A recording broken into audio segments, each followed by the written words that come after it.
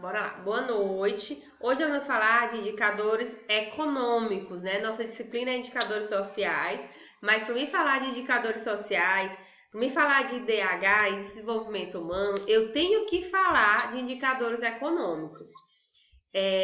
No slide que eu preparei para vocês, eu botei uma foto da Miriam Leitão, que ela é uma economista, né? Que ela passa todo dia no Bom Dia Brasil, se eu não me engano, pela manhã cedo na Globo, e ela fala de vários índices.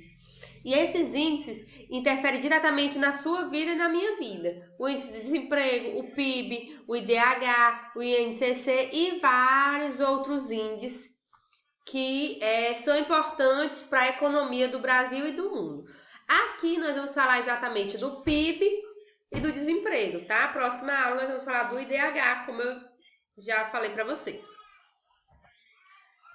Mas e o que esses indicadores econômicos, na verdade, né? São sinalizadores de comportamento de diferentes variáveis econômicas. São fundamentais tanto para propiciar a melhor compreensão da situação presente e delinear as tendências de curto prazo para a economia, quanto para subsidiar o processo de tomada de decisão estratégica dos agentes públicos e privados.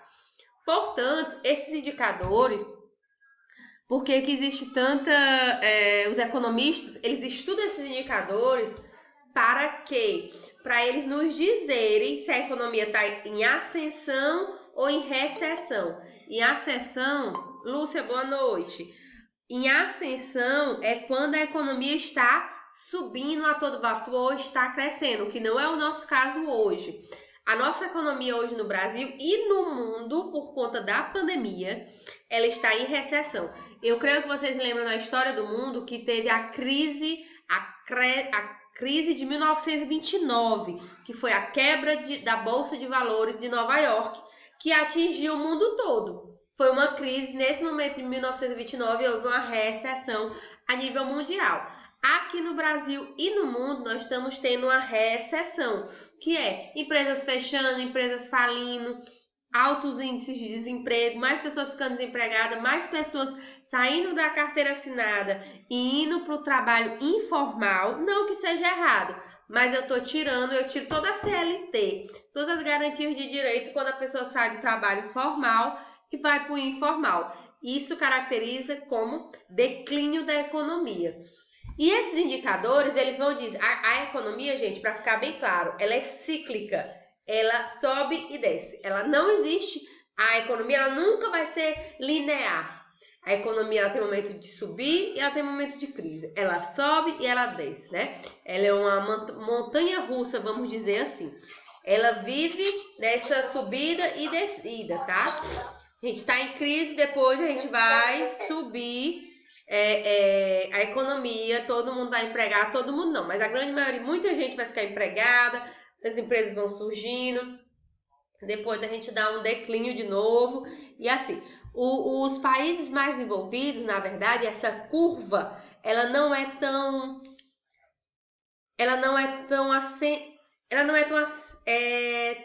como é a palavra, meu pai? Não é tão ascendente, né? Essa curva não é tão distinta. A curva de crise e de ascensão ela é pequena. No Brasil, não. A curva de crise e a curva de ascensão ela é enorme, né? No Brasil e em todos os países desenvolvidos ou em desenvolvimento. Porque hoje nós somos um país em desenvolvimento. Então, e o governo ele toma decisões baseadas nesses índices. Por exemplo, ano passado, o governo, nessa época, estava entregando à população um auxílio emergencial, no valor de R$600, R$1.200 a R$1.800. Este ano, o Brasil percebeu, o Paulo Guedes e a galera dele percebeu que não vai ter condição, segundo eles, né, de entregar esse mesmo valor à população. Então, os valores, eles estão menores, né? Isso ele sabe... Boa noite, Bianca. Isso ele sabe por conta desses índices. Ele tem um planejamento e sabe que a economia está em crise, está em recessão. Então, ele sabe que não vai arrecadar todos os impostos, então o recurso que ele vai ter vai diminuir. Então, pode ser classificado 5 conjuntos: nível de atividades, preço, setor externo, agregados monetários e setor público. Tudo isso interfere diretamente no setor econômico. Próximo. Quando eu falo em PIB, alguém tem noção o que é PIB? Não? Produto Interno Bruto. O que mais além disso?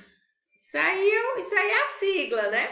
Mas além mais do que o PIB, Produto Interno Bruto, é o resultado da soma física de todos os bens e serviços fiscais finais disponibilizados por uma economia em um determinado período de tempo, normalmente em um ano, que eu faço o PIB, propiciando o acompanhamento de suas modificações estruturais e de seu curso conjuntural. Então, na verdade, o PIB é o Produto Interno Bruto, como nossa amiga disse, mas ele, na verdade, é a soma de tudo que eu produzo no Brasil durante um ano e de todas as despesas que eu tenho.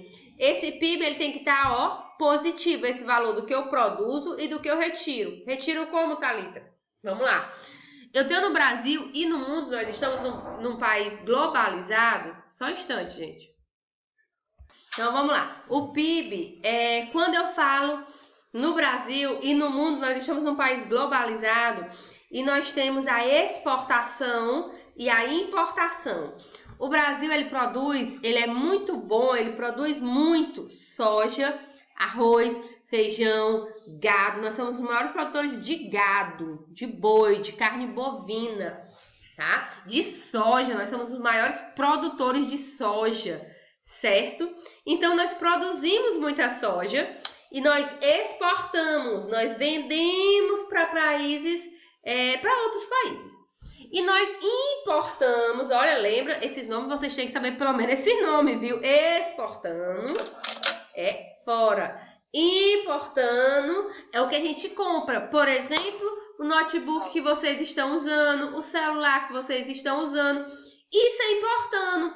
E o que é mais caro, Thalita? É a soja ou é a tecnologia que a gente traz através de computador, de notebook, de televisão? O que é mais caro? A tecnologia.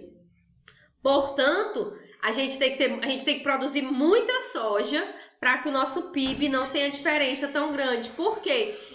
Para o PIB ser positivo, eu tenho que fazer essa proporção ficar... eu tenho que exportar mais do que importar. Eu tenho que vender mais do que comprar. Tá? Porque eu vendo a mercadoria, mas eu importo essa mercadoria com tecnologia. Tá certo? Então... o objetivo é mensurar a atividade econômica da região e o PIB, ele é atualizado a cada ano, tá certo? Todo ano eu faço, eu puxo o PIB do ano. O PIB deste ano está alto, o PIB desse ano está baixo. Tem que ter noção do que é mais ou menos o que é o PIB, tá certo? Porque o PIB é importante pra gente.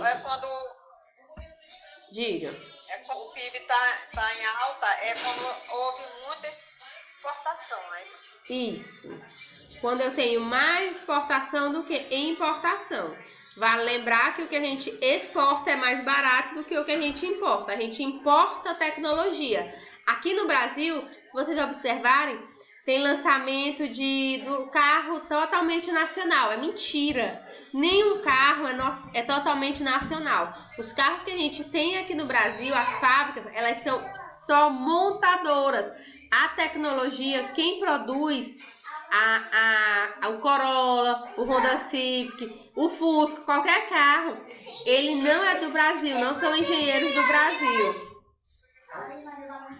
São engenheiros de fora, certo? Então, na verdade, no Brasil a gente só monta os carros. A tecnologia a gente importa.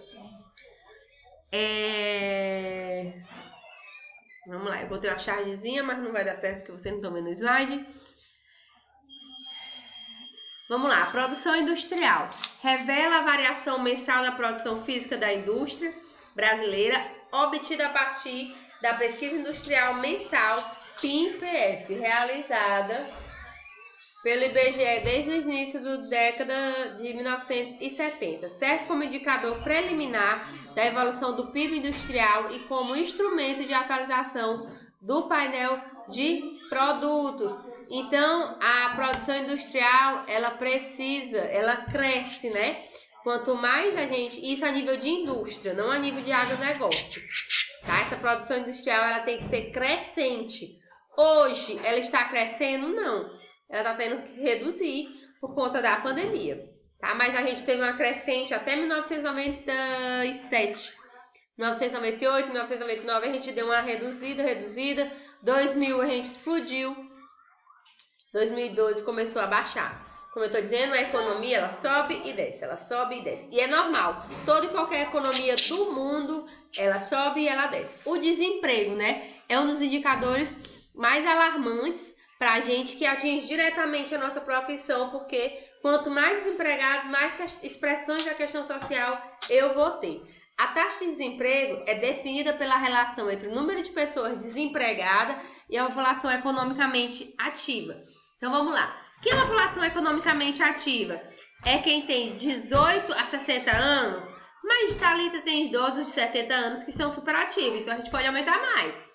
E eu posso botar para 16, eu posso botar para 14, até 70 anos. Então quem está nessa faixa etária, 14, 60 até 70 anos, é população economicamente ativa. Dessa população, tem 100 mil pessoas no Brasil economicamente ativa. Dessas, quantas estão empregadas? Quantas estão de carteira assinada? Quantos são servidores públicos? Quantos são donos de empresa? Pronto, essa galera é a empregada. As demais é a desempregada. Mas aí, fazendo assim, eu não consigo botar em prática quem são os autônomos. Porque as pessoas autônomas, os ambulantes, as pessoas que fazem bicos, elas também geram economia. O homem que conserta o pneu da tua moto, ele também gera economia. Ele compra o óleo lá na indústria não sei aonde, para ter o óleo para botar na tua moto. O pneu, o remendo da borracha, então ele gira a economia. Por menor que seja a rodinha dele lá, para a economia girar, por menor que seja o valor que ele faça a economia girar, mas ele também é uma pessoa economicamente ativa, né? E que faz a economia rodar. Então, a pesquisa realizada pelo IBGE procura levantar e medir apenas o desemprego aberto, incluindo a realização de bicos para a população considerada de idade ativa, acima de 15 anos, que procurou emprego durante a semana que precede a visita do pesquisador. Gente, esse ano nós vamos ter o recenseamento, né? Então, esse ano vocês vão receber as pessoas do IBGE na casa de vocês, que a gente vai fazer, todos esses índices vão ser atualizados. A gente está com o índice o IBGE foi feito em 2010, 2009, 2010, tá? E o IBGE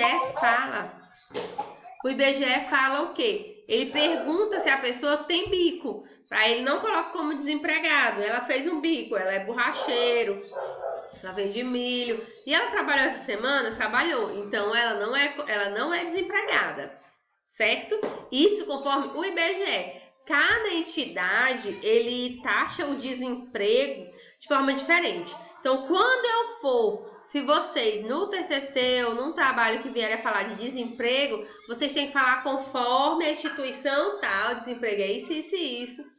E, portanto, tantas pessoas desempregadas, entendeu? Para que a taxa de desemprego não haja muita discrepância.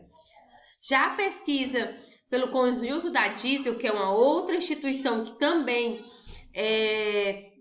ela vê esses índices, ela considera o universo populacional em idade ativa superior a 10 anos. Então, a Diesel, ela diz que a pessoa acima de 10 anos, ela já está economicamente ativa. E levanta o desemprego aberto, pessoas que procuraram trabalho nos últimos 30 dias. O IBGE nos últimos 7 e a Diesel nos últimos 30 dias. Você procurou emprego nos últimos 30 dias? Procurei. Então, você ainda não é considerado desempregado, segundo a Diesel, tá? Em tal categoria estão incluídas as pessoas que, em paralelo à busca do emprego, exercem algum tipo de trabalho descontínuo e irregular, que é o que a gente chama de bico, que no Brasil que muita gente vive de bico. Os indicadores, e eu tenho altos índices de desemprego. Desde 2002, a taxa de desemprego aqui no Brasil ela é muito alta desde sempre, tá? Porque nós somos uma economia em desenvolvimento, a gente não desenvolveu ainda, muita gente ainda